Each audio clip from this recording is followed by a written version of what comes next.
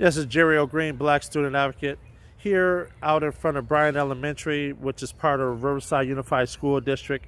And here we have a parent who's going to explain a couple different situations that's going on and what she felt was an equitable treatment for when her daughter was accused versus when her daughter was a victim. Ms. Bell, please tell us what happened. Well, there's been a number of incidents with my daughter and this child throughout the school year. Um, the most notable one was they had an incident where it was being considered a sex crime or some of that nature. And my child was encouraging the other child to report what was going on. And I guess by the time that all happened, it was determined that my child was the rumor bearer or whatever, where, and then she's the one who ended up, being put in detention for 3 days. She didn't get her recess. She didn't get her. She wasn't able to do her lunch for 3 days. For report, help us encouraging a fellow student to speak up. She was removed from her after-school program. She was taken out of her classroom, and the whole school was just talking about it. Now, Well, let's deep dive on that. So it was more or less that they were saying that she was spreading the tea yeah, versus giving the information. right, right. So okay. So now let's talk about the situation of what's going on right now. So now there's the same incident with this student that she was encouraging to speak up about what was going on, called her the N-word and told her and another student, she called her and another student the N-word and told them that she was protected by freedom of speech and she could call them that. And what we see going on out here in Riverside County, I'm getting calls in San Bernardino County, I'm getting calls as the Black Student Advocate to whereas kids other than black want to get an in pass, saying, oh, is it okay if I call you this? As if it's okay, or if they say, yeah, then we cool, or they just cross the line anyway. So speak about the incident. Well, there was, from my understanding, there was a Hispanic kid who asked Star if she was okay with being called the N-word. And she wasn't sure. She was like, I don't know. I don't think so. I'm not okay with that.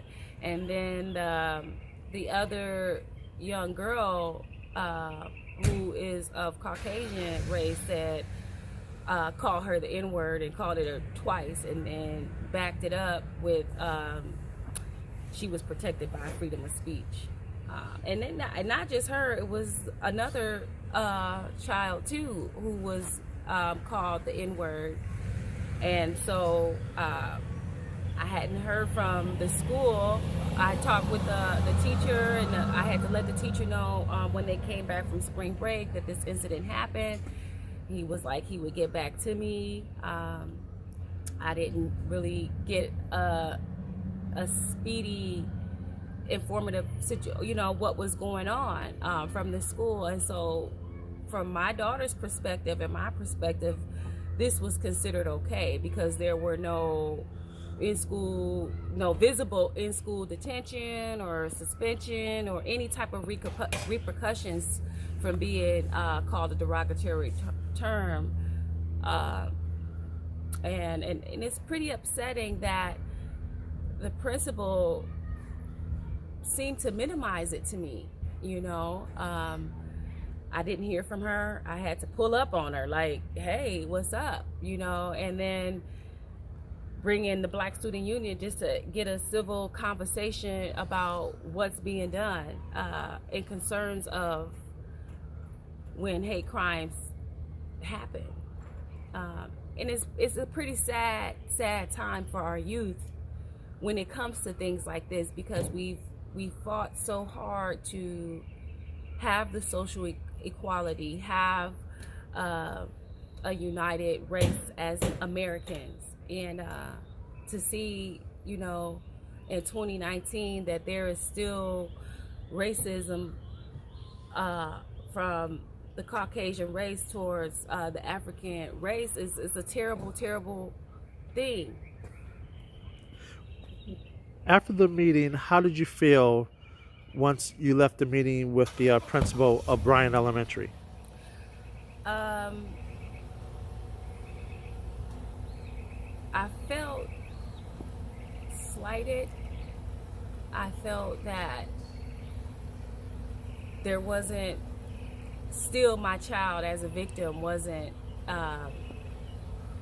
protected, and I felt like the other child was being protected when it came to accountability. You know, there's nothing that's being documented on a cumulative level for this child. So when there's other incidents happening in the future,